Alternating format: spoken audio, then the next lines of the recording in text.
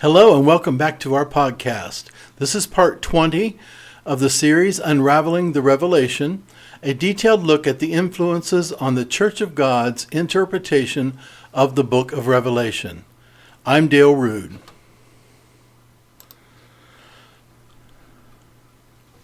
If you have any questions, comments, or criticisms, please email those to me at respondingtoreligiousramblings@gmail.com. Be sure to subscribe to this YouTube channel to receive updates when new material is available.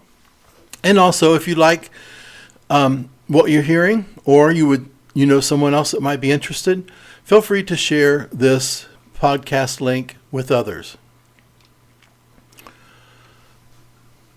In this podcast, we're going to be covering the Earl Slacum controversy. And so I have another recommended reading for you. It's called The Slacum Controversy and the Personality of Reform by Ernest W. Durbin II. If you type that into Google, you should be able to locate that document, and it's a free download. I'm taking much of the information today from that document. Let's get into our lesson. The Levin-Earl Slacum controversy. Brother Slacum was born in 1901 and died in 1987. He was converted at 16 and began preaching at the age of 17. He attended the Anderson Bible Training School in 1923 and graduated in 1926. Brother Slacum was the host of the radio program titled Back to the Bible Hour, which was broadcasted across Indiana, at least in Indiana, maybe other places beyond that.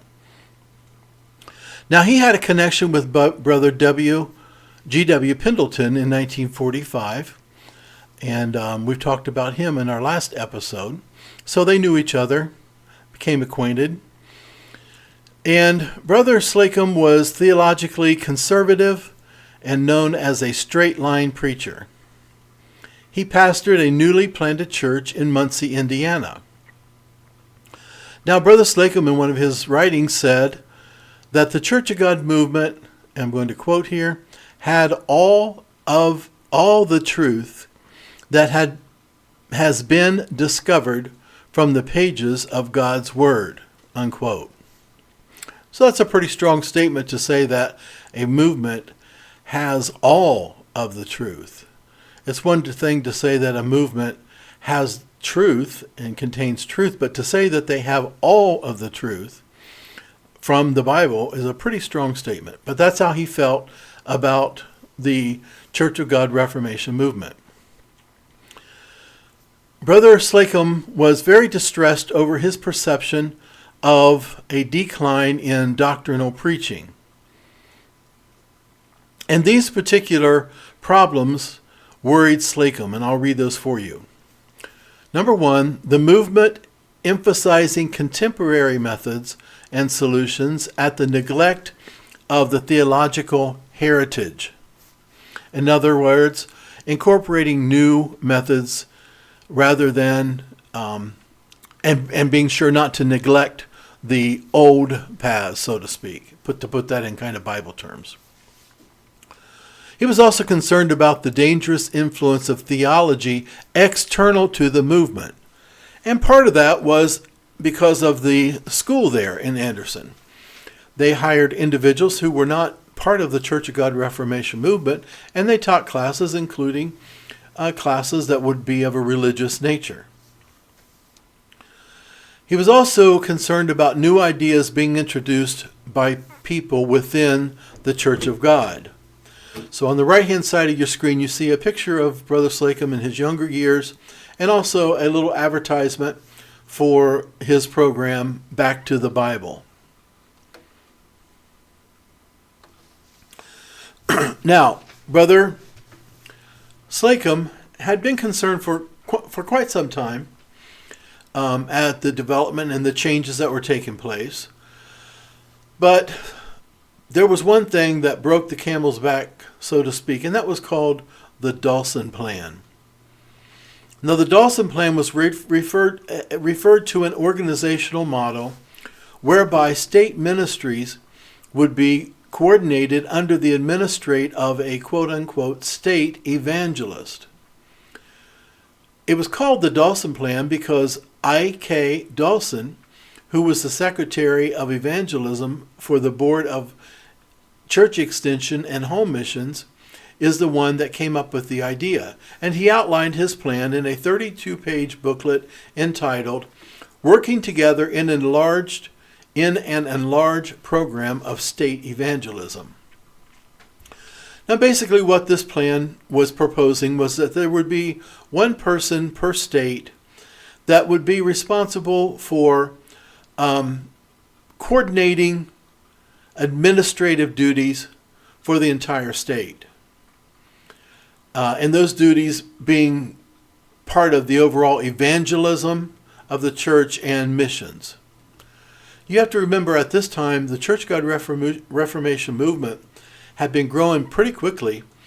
And in doing so, the Church of God typically opposed any kind of organization. But as it began to grow, they felt like they needed to have a little more organization within the church. And so this was one of those attempts to kind of organize everybody under one point of contact.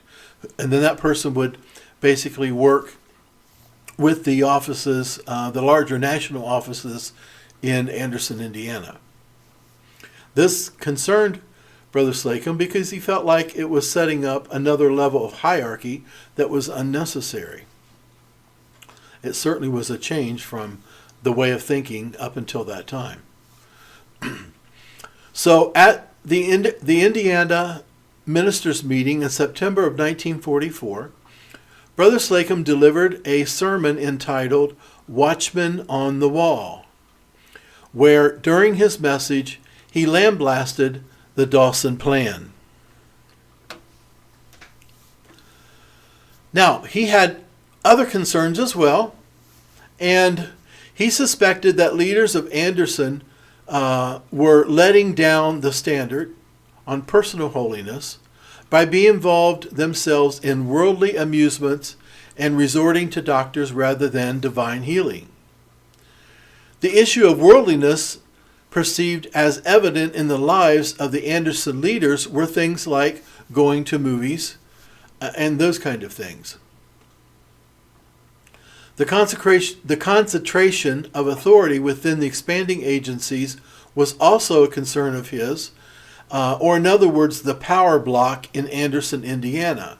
He felt that there was just too much decision-making that was being made within the hands of a small amount of people and a small amount of agencies that would affect the Church of God Reformation throughout the land.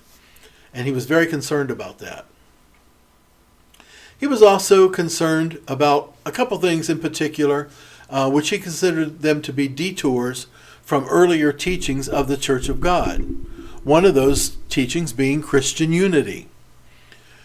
And specifically, there was a book that Brother Brown had put out, C.E. Brown, who was now the editor of the Gospel Trumpet paper. It was called A New Approach to Christianity, or to Christian Unity. He was also concerned with the change that seemed to be taking place, at least among some, away from the church historic view and more into the line of what was being taught by Otto Linn in his commentary on the book of Revelations. And we talked about that also in an earlier episode. So in 1944, his message received a pretty considerable amount of confirmation from like-minded people, brethren there, that they felt like they needed to have a warning issued to the church as a whole. So this message was brought to the ministers in Indiana, but there were enough people that were concerned and thought like Brother Slacum did, that they felt like they needed to have a voice and issue a warning to the church overall. So he began publishing his own paper in May of 1945, and he called it The Watchman on the Walls. Some of the older saints will recall this, as it was being widely distributed. It was almost viewed as a competitor to the Gospel Trumpet paper. I have some issues of the Watchman on the Walls, and I remember at some point when I was younger, coming across some of those. I don't know where I saw those, but I just remember thinking about the Watchman on the Walls, and often we would hear messages about the Watchman on the Wall. So taking his campaign to the national level fueled existing dissatisfaction within the movement, and it was also serving to erode the confidence in the national agencies.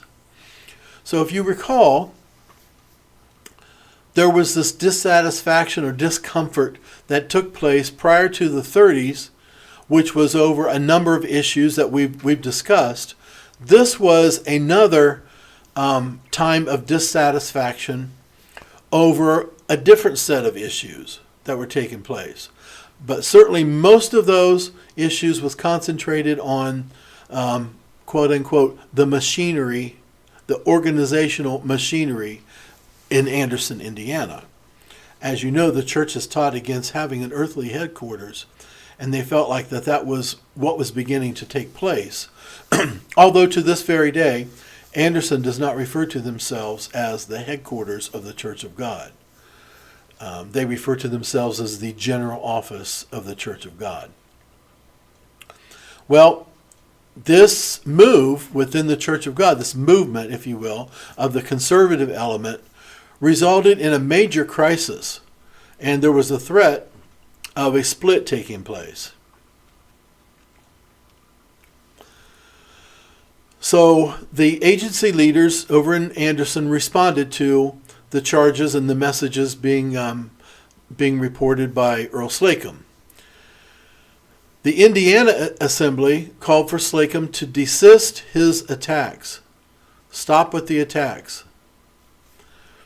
And it was so bad that the Gospel Trumpet Company re-enlisted F.G. Smith as a figurehead spokesman to restore confidence in their organization.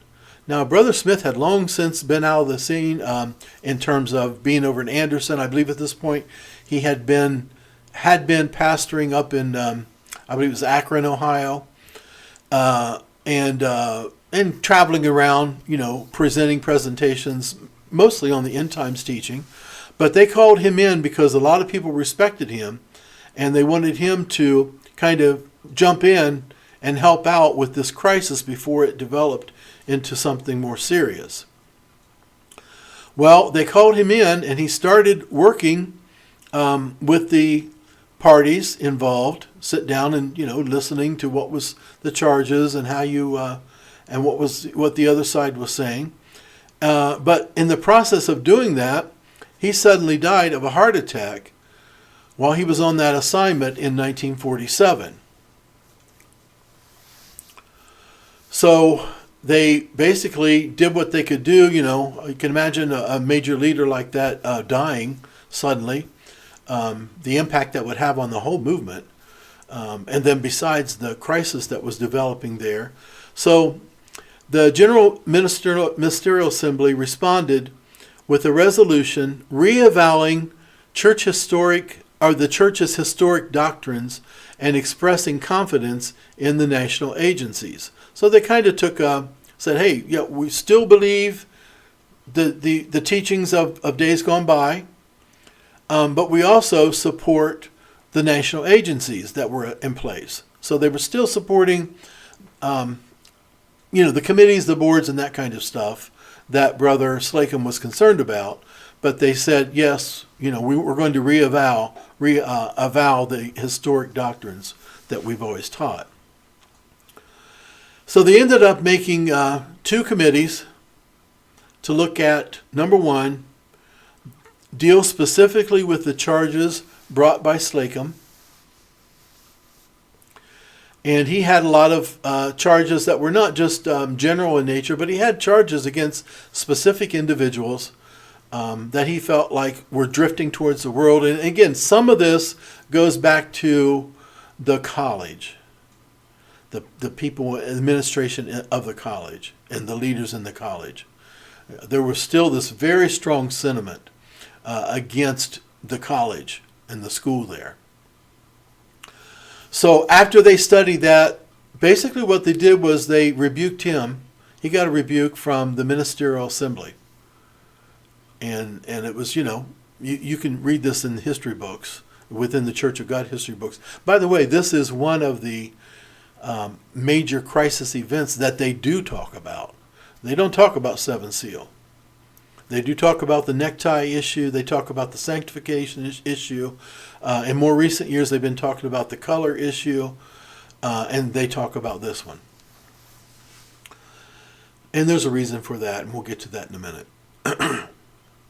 So he was rebuked. As far as the second committee, they focused their attention on the concerns by the grassroots ministers, mostly those conservative ministers, on the interlocking directorates evident in the Anderson agencies, or in other words, the kind of good old buddy system. So what that was all about was they felt like that the powers that be, anytime an issue would come up, be it a doctrinal issue or a move that would involve, national level resources, missionary work, they felt like that they would put in the same people on these panels or on these committees, and those people were all friends, and they were liberal, and the outcome would always favor the liberals.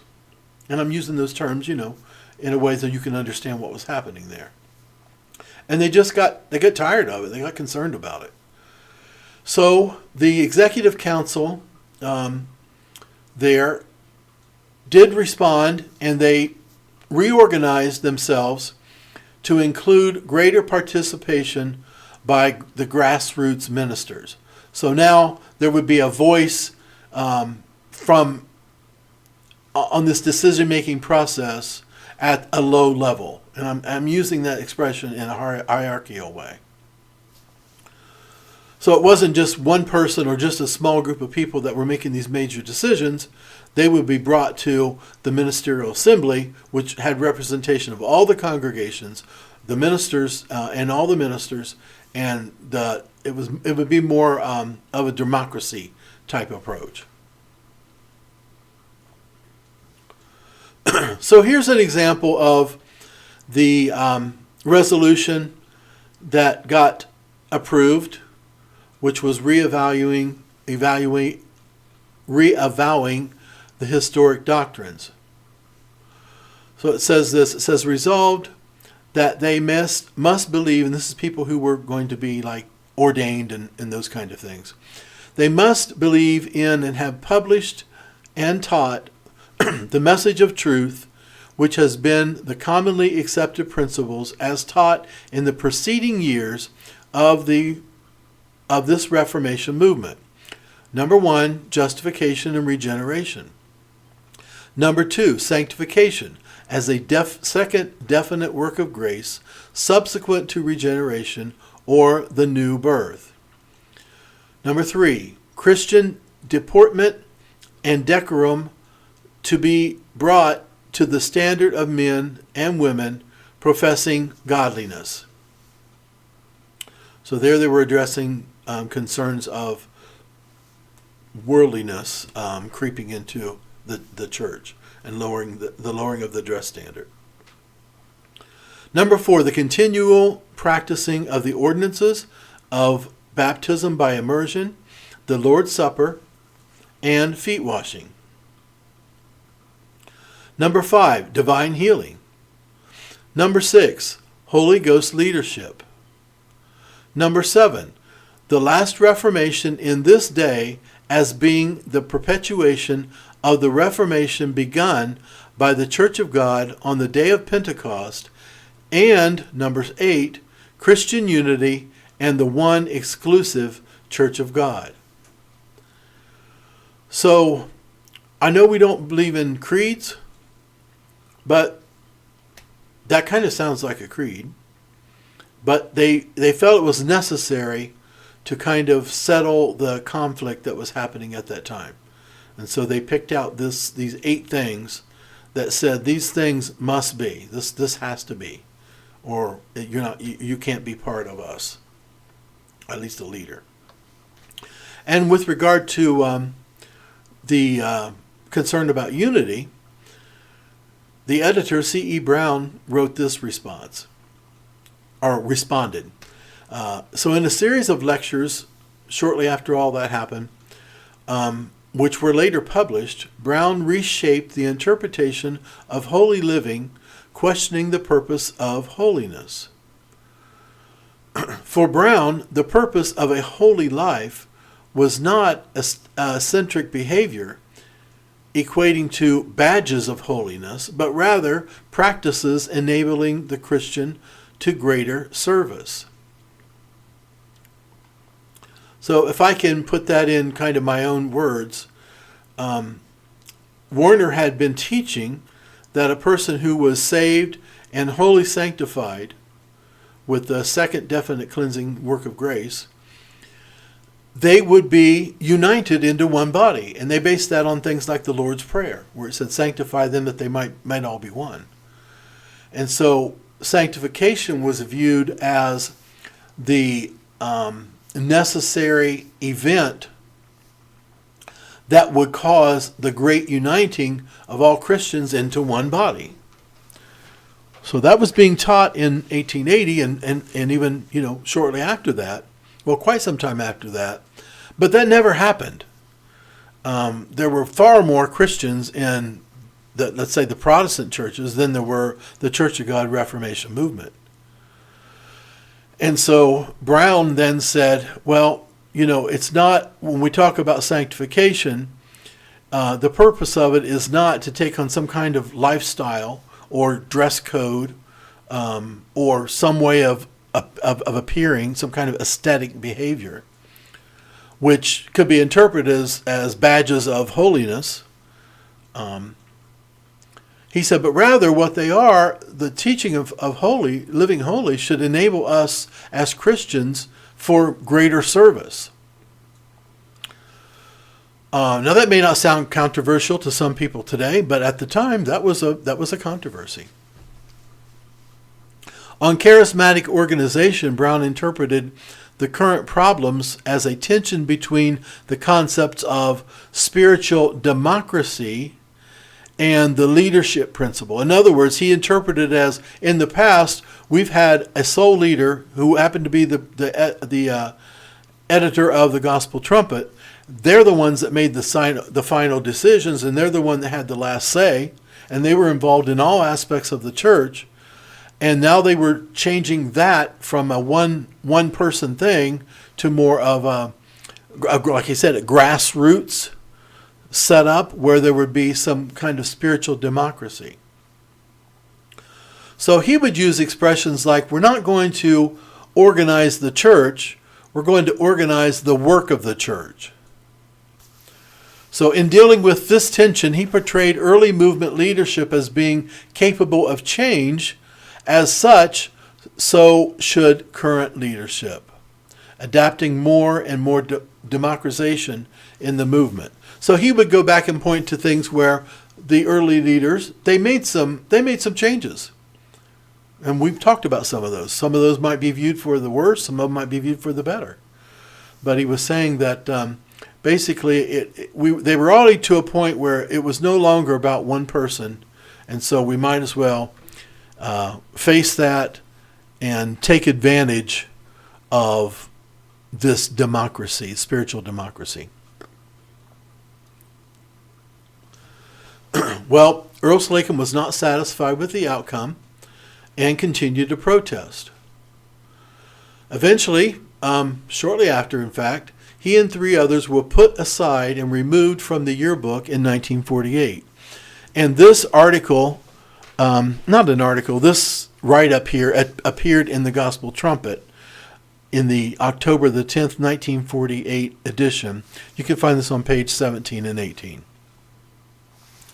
It says this: on June the 17th, 1947, the General Ministerial Assembly of the Church of God adopted a resolution strongly repudiating the spirit and methods of a divisive group.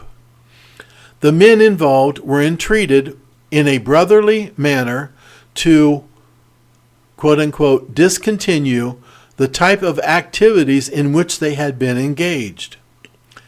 As a part of the same resolution, the General Ministerial Assembly requested that state assemblies, and specifically that of Indiana, take disciplinary action if the resolution was disregarded. As such, repeatedly postponed in the hope that long-suffering, patience, and brotherly plea might avail to make it unnecessary, was finally taken up by the Ministerial Assembly on June the 3rd, 1948, at which time that assembly exercised its right to declare Earl Slacum no longer in the fellowship of the ministry of the Church of God in Indiana. On September the 14th, a further action was necessary in which H. F. Allen, S. W. Joyner, and E. A. Fleener were also set aside. The Indiana Assembly specifically requested that the gospel trumpet make this announcement. And so what basically happened was the General Assembly, when they had the resolutions, they thought that would be the end of this. They conceded some things, but they still put, their approval, so to speak, on the national level committees. They dealt with the accusations that Slacum had made, and as part of that, they rebuked him for things that they felt were not true or were not accurate. And the agreement was that this is going to end this. This is over with. But Earl Slacum did not see it that way, and certainly many of the conservative brothers did not see it that way. And so the General Assembly had asked all the state assemblies to discipline those parties that did not settle things. And so the Indiana ministry body of assemblies, or the assembly, since these guys here lived in Indiana, they're the ones that disfellowshipped these brethren and then asked the gospel trumpet to publish that notification that they're no longer in fellowship with the Church of God. So it doesn't sound like it was the national level Church of God that made that decision, but rather the Indiana ministry there that made that decision, and then the national level went with it and published it in the Gospel Trumpet. So now they're out of fellowship. They're set aside. They're not considered to be part of the Church of God Reformation movement. Well, if you look at the yearbook, will have a list of individuals, ministers that were ordained, those that were not ordained. It'll have list of missionaries. It'll have list of all the congregations. It'll have numbers. They had a certain time of the year they would count all the people that was in the congregation and send those numbers in, and so they could kind of keep track of the size of the movement. And so, following the ousting of these brethren in 1948, the next year's yearbook reflects the fact that a significant number of ministers withdrew themselves from the movement to the tune of about 310 ministers, which was about 11% of the overall number of ministers. So they withdrew themselves. Now these are the people that were conservative. These are the people that had concerns about changes that were being made. We could put it in terms like these were the ministers that were accusing the Anderson body of compromise and apostasy. So this was the largest numerical split that had ever happened in the Church of God. And again, it was mostly among conservative ministers of the movement. So what ended up happening was Earl Slacum started his own Reformation. And Sam Joyner, who was a friend of his, he opened, and he was a longtime minister in the Church of God, very conservative. He opened a school, and it was called the Ministers and Missionary Training School up in Plymouth, Indiana. And also they started a new missionary society down in Winchester, Kentucky. So basically what they were doing was they were starting their own thing. They had a good number of ministers that were working with them. And rather than being centralized somewhere, they were more regional. So there might be a group of them in one area of the country, and they would then have their fellowship meetings, camp meetings, and there would be others, scattered throughout the land. But 310 ministers, a pretty good sized number. And so rather than it be a headquarters or a general office somewhere, they just kind of distributed themselves regionally and worked together at that level.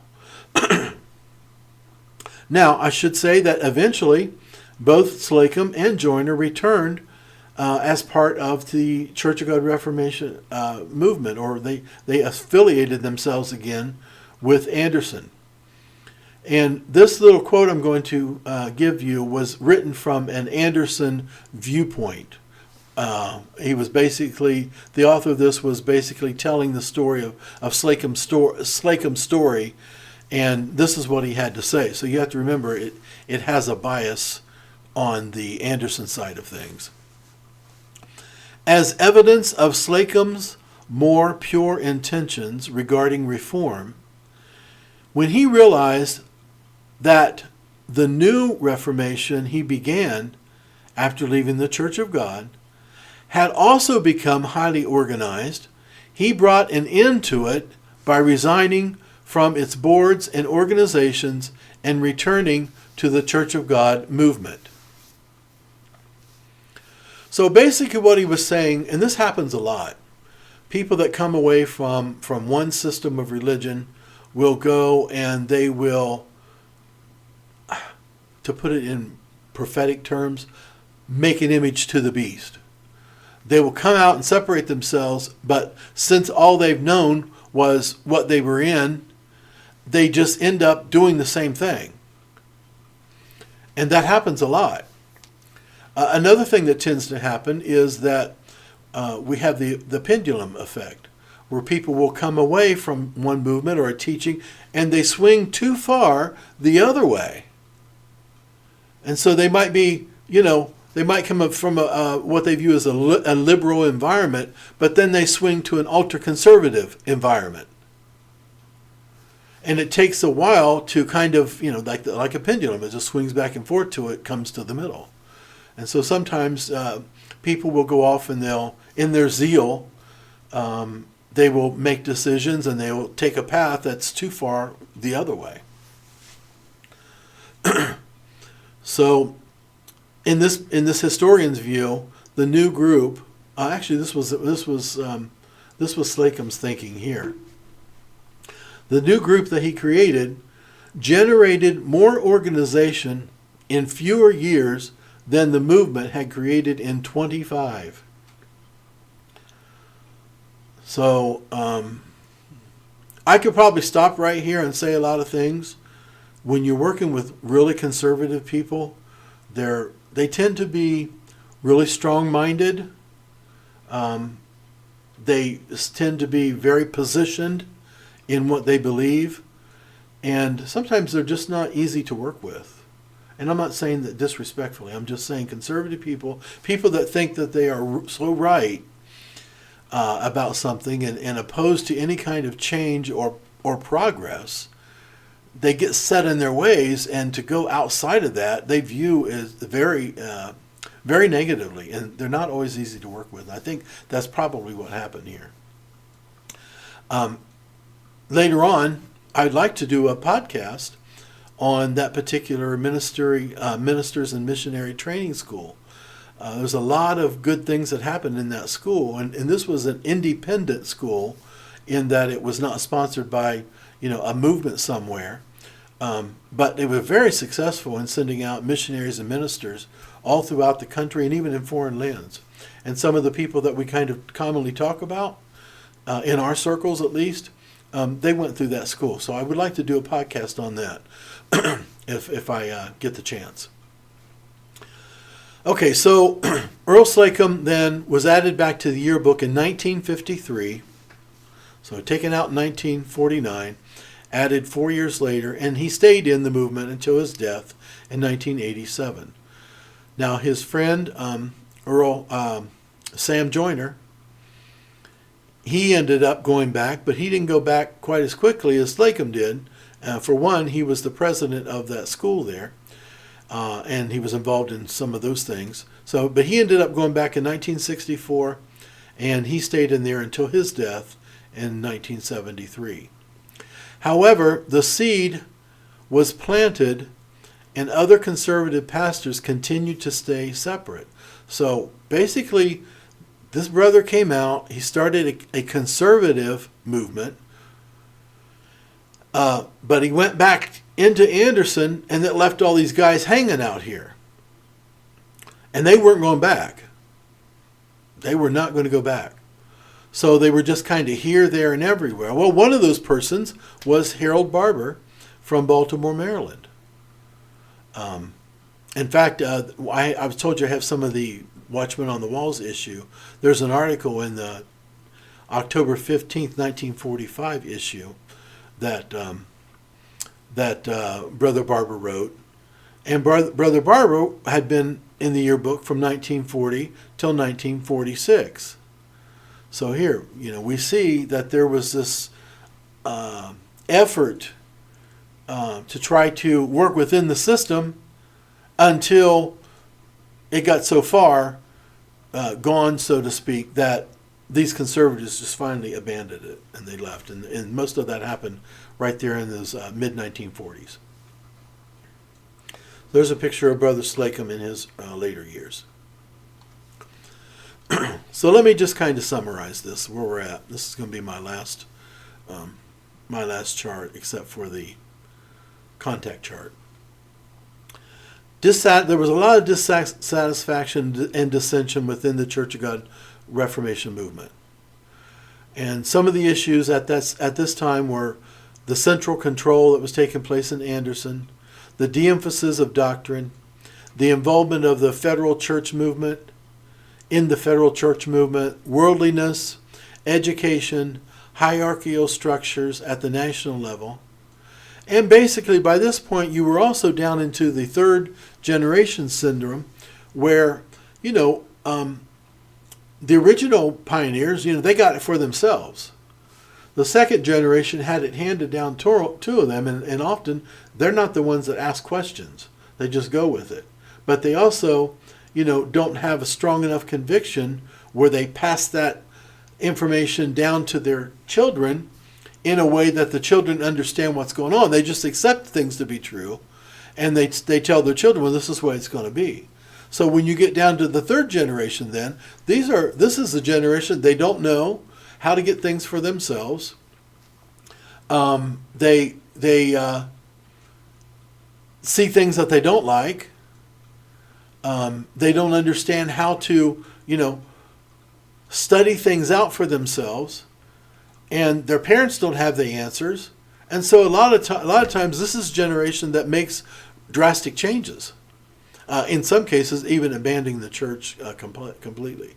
Now that syndrome right there, it's not unique to Church of God for sure. It happened in the Methodist Church, and it's happened pretty much in many organizations. You can read about that. You can do a search on that, about the third generation syndrome. So the more conservative and even the radical element were beginning to rally outside of the movement, and ultimately they withdrew themselves from the movement in the 40s and even into the 50s.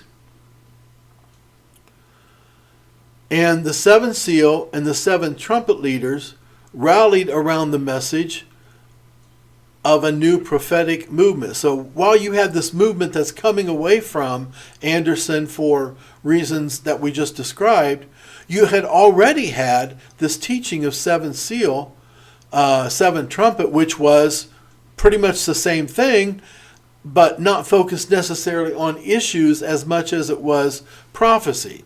So they came and they already had it settled that God was going to bring into being a new Reformation. And in fact, it had started in the 30s. And so those two groups or lines of thought, they eventually came together.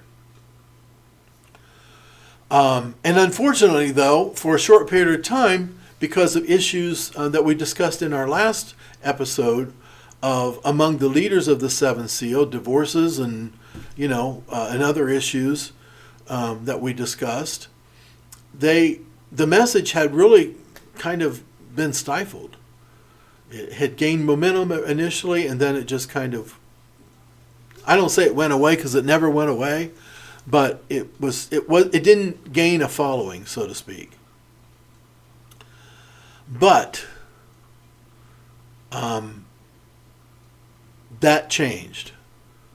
So what ended up happening was, and keep in mind, from the Seven Seal perspective, 1980 was coming.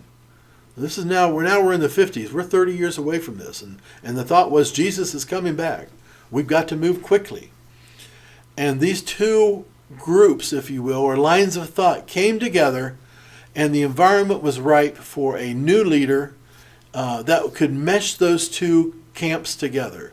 The Seven Seal people with the conservatives. And that's what we're going to talk about in our next episode. So thank you for your time. If you have any questions, comments, or criticisms, be sure to email them to me at respondingtoreligiousramblings@gmail.com and subscribe to this channel. I happen to be doing 2 of these episodes today, so if you have been subscribed, you'll get notification that there's 2 of them. So someone asked me, I've had really good conversations so far with people, and got some really good feedback. And I really do appreciate your feedback and your encouragement. Some of you are saying, we never heard anything like this. We've been in the Church of God all our lives. We didn't know this. And that's good. We're always learning, This is my journey. I'll say that. If I said it once, I'll probably say it, a dozen times. This is my journey. These are things that I discovered, and I just wanted to share them. So I'm not here trying to convince you of anything. I'm not being critical of those older brethren. Sometimes people, if they hear somebody say something that about Brother Warner or Brother Byram that maybe reflect something other than positive, they think that you're speaking against them. That is not true. That's not true. And I'm not going to defend myself over that, but I am going to say that truth is truth. History is history. We can't rewrite history. It is what it is. Just because we didn't know about it doesn't mean that it's a negative thing. We shouldn't talk about it. We should learn about it. We need to know what we were based on, what our foundation was. As a Seven Seal movement, how did this thing get started? That's really what I'm trying to do here. If you have any comments, please send those to me. I've had some good response so far, and some criticism, but that's okay. I took the criticism with grace because I want people to have the right impression of this study. For instance, I'm just going to say this here. One of the brethren said, well, if someone who might be on the fence with regard to the Church of God, if they hear this, they might lose confidence in the Church of God message. And so I responded. I said, well, that's not my intent at all. My intent, again, is to get the information out there. I don't want anybody to lose hope or withdraw themselves from any particular movement just because they hear information that I'm putting out there. That's not how this works. God has to speak to us. The Holy Spirit leads us, and we need to listen to Him. We need to obey Him and listen to Him. And as far as hope goes, our hope should not be in a movement. Our hope should not be in a church group. Our hope should not be in specific church leaders. That's not what our hope is in. Our hope has to be in Christ. And there's no reason to abandon Christ just because you hear something that might be different or something that you was not aware of. So I do understand the criticism there. I'm trying to handle this in a way that is more informational and making sure everybody understands. I'm not trying to persuade you of one thing, anything that I've said. I've tried to keep my biases out of this. There have been some points that I have shared my personal viewpoint on, and that is what it is.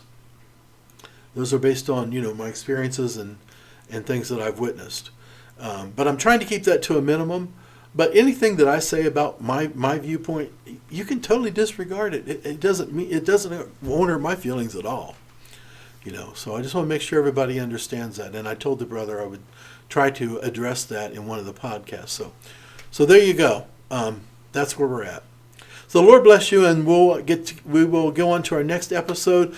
I believe I have around probably 5 more episodes, maybe 6, depending on how they break down.